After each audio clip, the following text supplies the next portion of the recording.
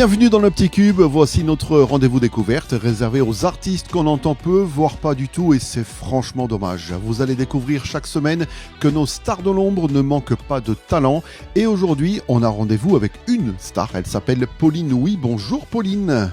Bonjour. Comment ça va Pauline ? Je vais très bien, on va discuter musique, alors ça ne peut qu'aller. Voilà, exactement. On va discuter musique. Alors, toi, Pauline, tu es dans le sud de la France, département de l'Aude. Tu es chanteuse. Déjà, est-ce que tu es chanteuse depuis longtemps ? Est-ce que ça date ? Est-ce que c'est un rêve d'enfant qui s'est réalisé ou c'est quelque chose qui est arrivé plus tard ? Alors effectivement, donc je suis actuellement dans le sud de la France, entre Narbonne et Perpignan, à Port-la-Nouvelle. Mais je suis native du Gard. Et pour la petite anecdote, il faut savoir que j'ai toujours été bercée en fait par les comptines que me chantait ma grand-mère. Et elle tenait un musée, le musée des Santons. Et pour faire patienter les clients, en fait, c'est elle qui m'a offert ma première scène puisqu'elle m'a hissée sur un escabeau et elle m'a demandé de chanter des chansons en occitan. Donc voilà, ça a été mon premier concert et je me rappellerai toujours en fait de tout ce bien que ça a pu me faire et je me suis dit c'est ce que je veux faire plus tard. Donc partant de là, après j'ai commencé à prendre des cours de chant pour peaufiner ma technique vocale. J'ai enchaîné avec la participation à plusieurs concours régionaux et ensuite j'en ai fait mon métier à l'âge de 19 ans. Donc je n'ai fait que ça, voilà. Alors, du coup, ce que tu m'as raconté en une minute là, ça a mis combien de temps dans ta vie ? Le premier escabeau à l'âge de 6 ans et je suis devenue intermittente du spectacle à 19 ans. J'ai passé toute mon adolescence à chanter. J'ai commencé des études d'infirmière que je n'ai pas terminées parce que je voulais faire du bien aux gens, ça c'était une évidence, mais autrement. Et je trouve que j'ai trouvé cet autrement en me produisant sur scène et en partageant en fait mes chansons. En tout cas, donc, la naissance de Pauline, donc là, tu t'es créé un nom, Pauline Oui. Alors ensuite, est-ce que tu as travaillé toute seule ou est-ce que tu as instantanément collaboré avec d'autres personnes ? J'ai toujours travaillé avec d'autres personnes.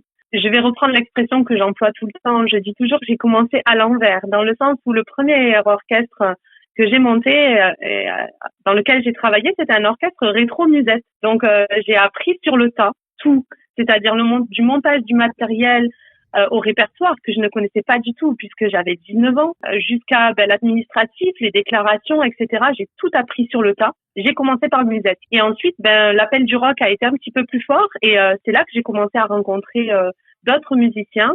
Et j'ai intégré le groupe Caldera en 2016, alors que lui a été créé juste une année auparavant, en 2015. Alors, Caldera, justement, on va en parler. Donc, quel est ce groupe ? Quels sont ses styles, ses styles ou son style, ça dépend, mais souvent c'est un petit mélange. Vous faites quoi donc chez Caldera comme musique ?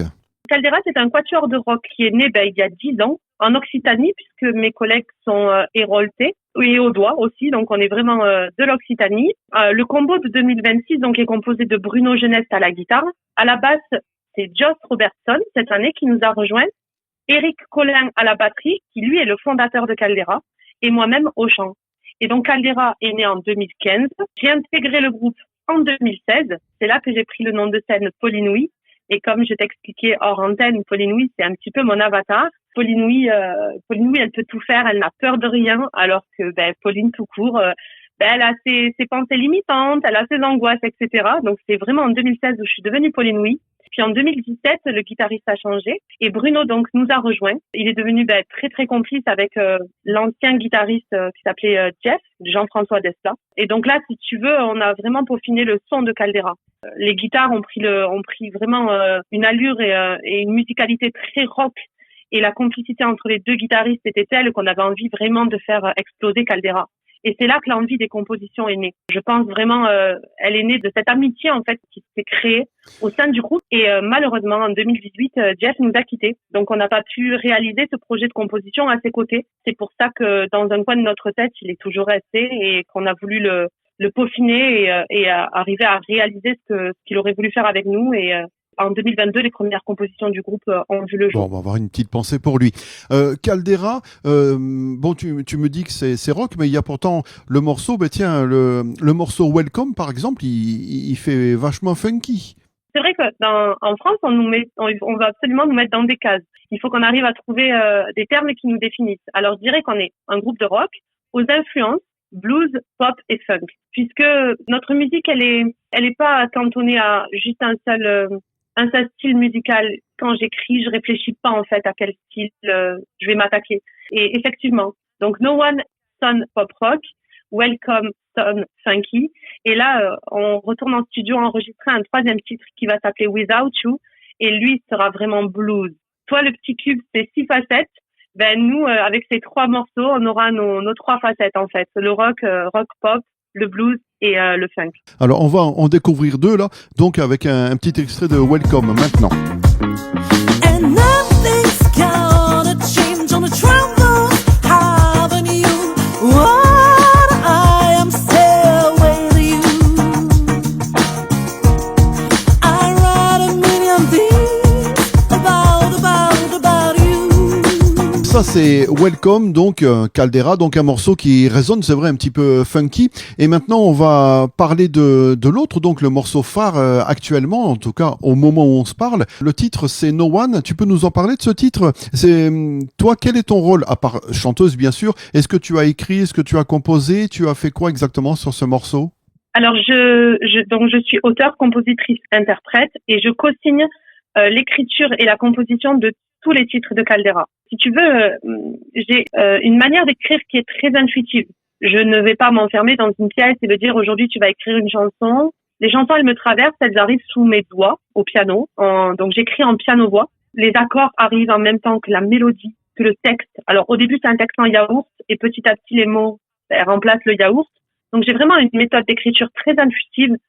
Et ensuite, une fois que la chanson est née, je la présente à mon guitariste qui donc va lui donner un côté un petit peu plus rythmique de rock.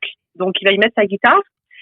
On va la travailler ensemble et ensuite la rythmique, donc la batterie et la basse vont se poser par-dessus. C'est vrai que en général la musique et les textes, c'est moi qui les écris et après les musiciens collaborent à peaufiner tout ça. Donc c'est pour ça qu'on co-signe toutes les chansons. Ouais. Oui, c'est souvent comme ça. Il y a des arrangements à faire après parce que ça irait mieux de cette façon-là ou d'une autre façon. C'est toutes les parties qui prennent des fois le plus de temps. D'ailleurs, sur une chanson, tu fais la grosse partie, tu peux la faire assez rapidement et après tous les petits détails à gérer, des fois un mot à remplacer pour que ça sonne mieux ou alors une syllabe à rajouter. Et c'est comme les retouches sur un tableau, je pense. Dès qu'on est dans l'art, c'est le petit détail qui prend le plus de temps. Je crois vraiment tous les arts confondus. Tout à fait. C'est comme ça. Alors, du coup, Caldera, No One, on va, pour celles et ceux qui ne vous connaissent pas, moi je propose de découvrir le titre maintenant. No one knows when nothing can say. No one knows when nothing can pray. No One avec Caldera maintenant dans le petit cube. Alors Caldera, donc le groupe dont la voix c'est celle de Pauline Oui qui nous accompagne maintenant. Alors Pauline, on en parle un petit peu de ce morceau. Donc No One, tu peux nous donner quelques petits détails? Donc No One, c'est le single actuel de Caldera que je mets en avant grâce à des médias comme vous qui peuvent nous accueillir. Il est sorti sur toutes les plateformes de téléchargement depuis le mois de novembre. C'est un morceau qui est pop rock. Il est dynamique, il est dansant et surtout il reste en tête. Ce morceau, il est repris comme un hymne en fait lors de nos concerts parce qu'il a été écrit en 2022, mais ça fait déjà 3 ans qu'on le joue en live. Donc les gens le connaissent. Et quand il a fallu faire le choix d'enregistrer en studio d'enregistrement une seule chanson parmi toutes les compositions que j'ai à mon actif, cette chanson est apparue comme une évidence parce que c'était vraiment celle-là qui avait un rapport avec le public très très complice en fait. On m'appelle le soir en me disant j'ai chanté No One dans la voiture toute la journée, donc c'était pour nous une évidence. No One fait partie d'un projet d'écriture qui s'appelle Laisser une trace. Ce projet-là, alors je parle pas d'album, je parle de projet parce qu'il compte déjà, il compte 14 titres en fait. Il y a 14 chansons dans ce projet Laisser une trace. Et il y en aura un suivant qui s'appellera Prendre le large et qui lui en comptera 8, dont 6 en français. Donc là, on est en train, avec un système d'autofinancement pour le moment, essayer de rassembler des fonds pour commencer petit à petit à enregistrer toutes ces chansons. No One, elle est prête et elle est diffusée sur plus de 15 radios. En France, bien sûr, en Écosse, en Belgique, Royaume-Uni. Et je suis super fière que cette chanson puisse voyager. Et elle est à l'image finalement de notre public qui est qui est international et qui est intergénérationnel. Et je trouve ça génial que d'autres pays puissent profiter de cette musique, et parce que la musique, elle a pas de frontières, quoi. La chanson française a souvent du mal à s'exporter, ce qui explique que certains Français chantent en anglais histoire de faire carrière à l'international. Et d'ailleurs, le revers de la médaille, c'est que ça marche pas à tous les coups non plus. C'est le côté pervers, c'est qu'on se dit tiens, je vais chanter dans une langue qui n'est pas la mienne, histoire de me faire connaître, histoire de me faire aimer. Et c'est pas forcément gagné pour autant. Donc c'est pas une mauvaise chose s'il y a une chanson française qui peut s'exporter, ça c'est bien quoi. L'écriture des textes en français est importante aussi pour moi, comme on a besoin de nous mettre dans des cases. Il y a certains médias qui ne diffusent que du français, et j'aimerais aussi que sur ces médias-là, on puisse s'exprimer et nous connaître. Donc je pense que c'est bien d'écrire dans notre langue aussi maternelle. De toute façon, à partir du moment où on s'exprime en musique, dans une langue ou dans une autre, on mérite toujours d'être connu, d'être reconnu et d'avoir des gens qui nous laissent de la chance. C'est pour ça que je renouvelle vraiment mes remerciements, parce qu'on a besoin de gens comme toi en fait pour nous mettre en lumière. Voilà, merci. C'est avec un grand plaisir. On va maintenant un petit peu évoquer tout ce qui s'est fait pour toi en dehors de Caldera, parce que tu es également dans ta vie, tu es coach vocal, hein, c'est ça? Je dis toujours que mon métier premier, c'est intermittente du spectacle, donc je suis une artiste du spectacle vivant. Ça, c'est mon premier métier que je ne veux pas mettre de côté, parce que c'est ce qui m'anime vraiment. Mais je suis également, ça c'est ma deuxième casquette, coach vocal, et j'accompagne les artistes dans la réalisation de leurs projets artistiques pour les concours, les castings régionaux, mais pour toute personne en fait dont chanter est un besoin essentiel. Je suis là, et je suis là pour eux, et je les accompagne dans toutes ces belles choses qui s'offrent à eux. Et une question du coup par rapport à ça, imagine, je chante super faux, c'est une horreur à m'écouter. Est-ce que tu peux faire de moi un bon chanteur, ou est-ce qu'il y a des personnes avec qui c'est naturellement impossible? Alors, c'est là où la question se pose. Que veut dire un bon chanteur? Il y aura toujours un côté objectif à la réponse et un côté subjectif. Je te dirais que le côté objectif, c'est-à-dire travailler vraiment la technique vocale, ça peut prendre du temps. Ça peut prendre du temps en fonction de tes soucis et puis de ton investissement. Et ensuite, il y a une chose qu'on ne peut pas changer chez un chanteur, c'est son timbre de voix. Donc, il y a des chanteurs qui peuvent techniquement très très bien chanter et puis avoir un timbre de voix qui n'est pas forcément agréable. Et puis l'inverse est vrai également. Et donc, tout ça, ça se travaille. Donc, c'est en fonction de ta motivation aussi, de tes compétences, mais également de ton envie. Et ça peut aller très vite, mais ça peut aussi prendre beaucoup de temps. Je dirais qu'il n'y a pas de réponse réelle à cette question. Ça dépend vraiment de chacun. Mais l'envie, la curiosité et le travail, je pense que ça paye en fait. D'accord. Alors maintenant, je prends l'autre cas. Là, je t'ai dit, imagine donc je chante super mal. Bon, je chante super bien, mais par contre, j'ai pas choisi les chansons qui me correspondent. Est-ce que tu vas plutôt m'orienter en me disant, tiens, au lieu de chanter ça, tu devrais tester tel répertoire? En tant que coach, est-ce que tu peux le sentir que je suis plus prêt à chanter une certaine cible musicale, un certain style, plutôt qu'un autre? J'ai beaucoup de feeling. Quand ça passe bien avec un élève, on est souvent, je le dis, sur la même longueur d'onde.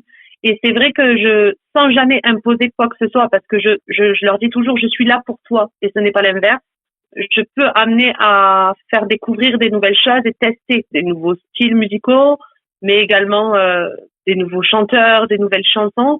Et après, l'élève se fait son propre avis, mais il va forcément ressentir du bien-être plus dans un style que dans un autre. Et le corps humain n'est pas bête, il ira vers ce qui lui fait du bien.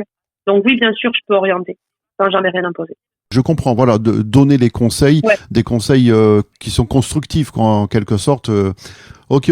Et du coup, ce travail de coach, donc tu le fais en parallèle de ton côté chanteuse, ou bien c'est un à un moment et l'autre à un autre moment? C'est en parallèle. J'interviens dans une association qui s'appelle ABC Musique et qui est basée sur Narbonne. Et c'est vraiment en fonction de la demande que je suis là. Mais je dirais qu'en fait, mon rôle de coach ne s'arrête pas à des cours physiques, puisque même si les élèves ont pris leur envol, comme la jeune Lou qu'on a pu découvrir dans The Voice Kids, Demain nous appartient, qui maintenant est une artiste incroyable et qui se produit dans la comédie musicale Le Roi Soleil actuellement, ces artistes-là, je continue à les suivre à distance. Je les Oui. surveille, entre guillemets. Je suis comme une marraine ou une bonne fée. Et je leur dis bravo, je leur dis j'adore, je leur dis fais attention. Là, tu devrais plutôt se mettre debout, ou fais attention à la couleur du câble de ton micro, par exemple, ça fait pas joli à l'image. Je reste une bonne fée. Donc ça reste pas cantonné à des cours physiques. Moi je dis élève un jour, élève toujours, en fait. Donc ça me prend quand même beaucoup de temps, mais j'aime bien partager ma passion et je suis avec eux comme j'aurais aimé qu'un coach soit avec moi, très bienveillante. Et je sais que le milieu de la musique n'est pas un milieu qui est facile. Et comme dans chaque milieu, hein, puisque c'est la vie, il n'y a pas que des bonnes personnes. J'essaye d'être cette bonne personne, justement, et de leur faire côtoyer des bonnes personnes, de les orienter vers de bonnes personnes. Et voilà, ma méthode est un peu atypique puisque je suis une autodidacte. Je dis que je suis une praticienne de la musique. Je n'ai pas fait d'études exceptionnelles pour pouvoir prétendre au titre de professeur de chant. Donc c'est pour ça que je dis que je suis coach. Mais ma méthode est atypique et elle plaît et elle est adaptée à tous. C'est pour ça que mon nom apparaît dans le sud de la France pour être coaché par ces artistes. Ben c'est bien, surtout que voilà, maintenant tu parlais de Lou, ça reste une référence. Dire j'ai été sa coach, sa prof de chant. Bon, au début, Lou, personne ne la connaissait. Moi, je l'ai croisée, elle avait 13 ans, je sais plus, sur un spectacle. Et bon, depuis, elle a fait son petit bout de chemin et on espère bien sûr que ça va continuer longtemps pour elle. C'est génial, elle a vachement de talent, elle a la bonne voix. En tant qu'actrice, je trouve qu'elle joue vraiment bien. Donc c'est l'avenir. Et ça doit être quand même une certaine fierté. Tu te dis un petit peu, tout en restant humble, mais tu te dis que tu y es quand même pour quelque chose. Ouais, souvent on me dit c'est grâce à toi. Je réponds toujours non, c'est grâce à toi. Mais alors des fois j'accepte de m'inclure dans cette collaboration parce que c'est vrai que en fait je pense que au-delà de tout ce qui est technique, parce que effectivement notre corps c'est notre instrument et pas notre voix. La voix c'est le son produit par notre instrument. Donc notre instrument c'est notre corps, il faut apprendre à s'en servir. Mais au-delà de ça, je pense que ce qui me plaît c'est de leur inculquer de bonnes valeurs. Et ce qui fait que Lou a la carrière qu'elle a aujourd'hui, c'est parce que justement elle a su garder la tête sur les épaules. Elle est très authentique, c'est-à-dire que comme elle est sur scène, comme elle est à la télé, elle est dans la vie. C'est une personne adorable. Ses parents ont toujours été bienveillants avec elle et elle a fait en sorte de s'entourer de personnes qui avaient les mêmes valeurs. Et je trouve ça formidable quand la musique permet et de s'épanouir et d'être en fait de rester quelqu'un de bien, quoi. Voilà. Ça fait du bien, la musique fait du bien de toute façon. On se réfugie dans la musique quand ça va bien, quand ça ne va pas. Quand on est dans sa cuisine, qu'on est content, on monte le son et on danse à moitié. Quand ça va pas, on se réfugie dans la musique. Généralement, on écoute des chansons, ce que j'appelle la catégorie suicidaire. Genre, on enfonce encore plus le clou. La musique est thérapeutique, de toute façon. Par la libération d'hormones, par le fait de respirer, parce que quand on chante, on respire. Et on est dans une société où on vit en apnée. Donc il y a des gens, des mamans qui viennent chanter une demi-heure avec moi de temps en temps pour pouvoir souffler, quoi. C'est leur bulle d'oxygène, elles respirent et elles prennent soin d'elles et c'est super important. Donc oui, chantons, ça rend heureux. Chanter rend heureux. Je pense que c'est le petit mot final, c'est là une belle conclusion en tout cas. Alors Pauline, juste ton nom de scène, c'est Pauline Oui. On te retrouve sur les réseaux sociaux. De toute façon, je marquerai tout ça donc sur cet épisode et ensuite on te retrouvera très certainement sur scène avec le groupe. Donc rappelle-nous le nom du groupe.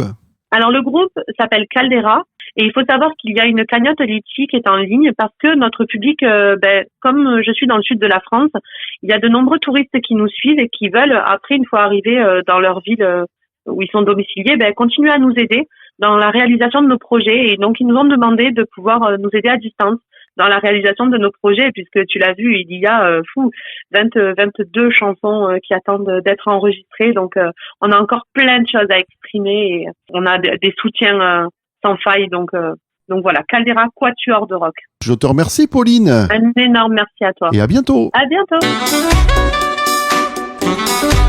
Voilà, nous étions donc avec Pauline Oui dans le Petit Cube. Vous partagez au maximum cette interview. Vous vous abonnez bien sûr au Petit Cube pour ne rien rater des prochains rendez-vous. Et surtout, vous n'hésitez pas à suivre Pauline Oui et le groupe Caldera sur vos réseaux sociaux préférés.